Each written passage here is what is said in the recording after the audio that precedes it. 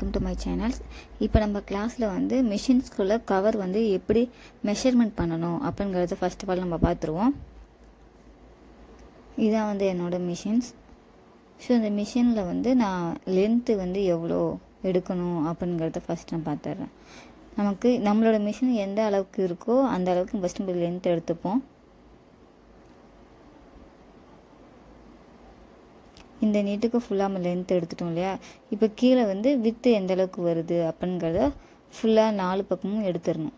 So நான் first பக்கம் with எடுத்துட்றேன். So இந்த லென்த் வித்தையும் நான் எடுத்துட்றேன்.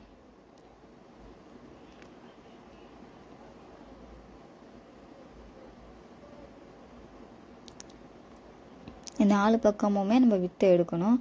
ஸோ எந்தெந்த பக்கம் எடுக்கணும் எப்படி எடுக்கணுங்கிறத ஃபர்ஸ்ட் ஆஃப் ஆல் நான் சொல்லிடுறேன். அந்தமாரி நீங்கள் மெஷர்மெண்ட்ஸ் எடுத்துருங்க.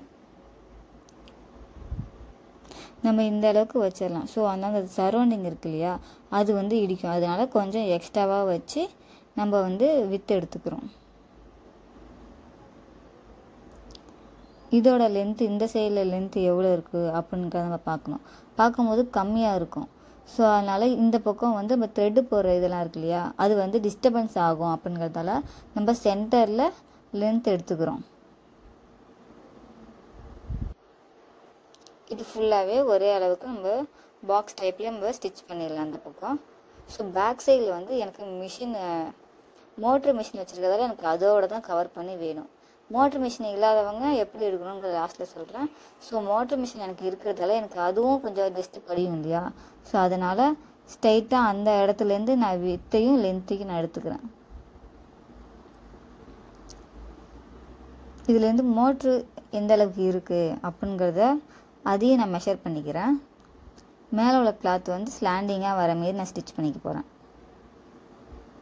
இந்த சைடில் ஸ்ட்ரைட்டாகவும் அதுக்கு ஆப்போசிட் சைடில் ஸ்ட்ரைட்டாகவும் எடுத்துக்கணும். இந்த சைடில் வந்து ஃபுல்லாக நீட்டாகவே நம்ம ஸ்டிச் பண்ணிடலாம். ஸ்டார்டிங்லேருந்து மோட்டரை தாண்டி கொஞ்சம் ஒரு 1 இன்ச் போல் நான் எக்ஸ்டெண்ட் பண்ணி வச்சுக்கிறேன்.